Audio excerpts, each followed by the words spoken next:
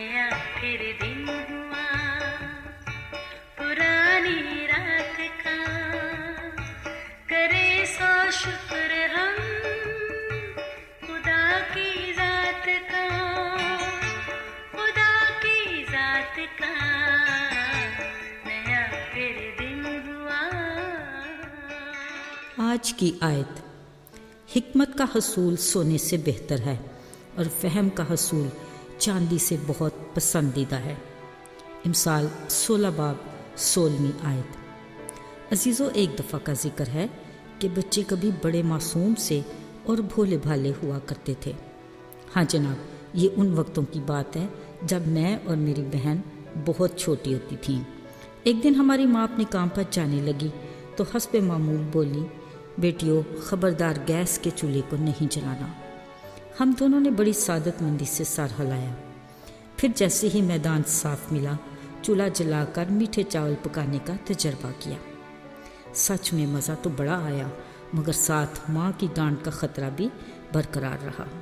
बार बार छोटी बहन को सबक सिखाया, देखो मामा को नहीं बताना। मगर हुआ ये कि जैसे ही माँ दरवाजे से अंदर आई, छोटी बहन फट से बोली, मामा जी हमने मीठे चावल तो नहीं पकाए। वो इस बेतुके फ़िक्रे को सुनकर सब कुछ समझ गई। फिर जनाब जो दुर्गत बनी अब तक याद है। मगर अजीज़ों, अब के दौर के बच्चे पूरे अफलातून हैं। छोटा ज़ायोन बैठा बंटिस खा रहा था। ख़त्म होने पर और मांगने की ज़िद करने लगा। ऐना दीदी कुछ सोच कर उठी, अलमारी खोली, बड़ी अक्लमंदी से आगे कुर्सी रखी और अपनी मामा का बैग निकाला और बंटिस ही की तरह की गोलियां पैक से निकाल कर ज़योन को खिलाने लगी। ओ खबरदार, दवाई बच्चों की पहुंच से दूर रखें। वो तो अच्छा हुआ कि उसकी मामा ने देख लिया तो बचत हो गई। अजीज़ों, अक्ल समझ ऐसी चीज़ है जो खाली खुदा ने हर जानदार, यानी क्या इंसान क्या हैवान, सबको दे रखी है। मूवीज़ में भी कभी जानवरों के ऐसे करतब दिखाए जाते हैं कि देखने वाले हैरान रह जाते हैं। मगर अजीज़ों, इस अक्ल को इस्तेमाल करने के लिए हिकमत की ज़रूरत है। इस हवाले से कलाम मुक़द्दस में 2 आदमियों का जिक्र कुछ यूँ है। उन्होंने अपना अपना घर बनाने का प्लान किया। एक ने बड़ी हिकमत से अपने घर की बुनियाद चट्टान पर रखी और दूसरे ने बेवकूफ़ाना हिकमत से रेत पर ही बुनियाद रख ली। खैर, घर तो दोनों के बन गए, मगर हुआ ये कि एक दिन तेज़ हवाएं चलीं, खूब में बरसा, तूफ़ान आ गया। फिर पानी चढ़ा तो रेत पर बना घर धड़ाम से गिर गया, मगर चट्टान पर बना घर शदीद मौसमी थपेड़ों में भी कायम रहा।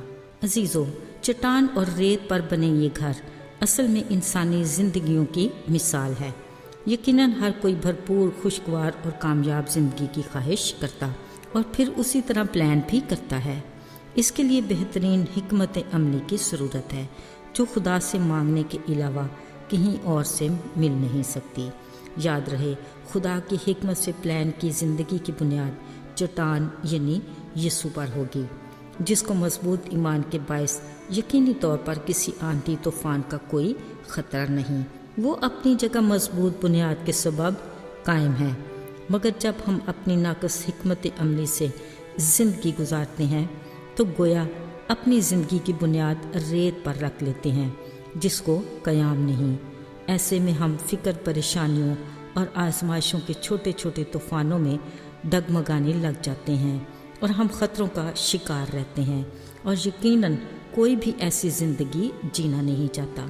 अजीज़ों, जब भी हिकमत या फ़हम की बात होती है तो फ़कत एक ही शख्सियत का ख्याल आता है, और वो है कलाम मुक़द्दस का नाकाबिल फरामोश किरदार सुलेमान बादशाह, जिसको खुदा ने पूछा, मांग तुझे क्या चाहिए।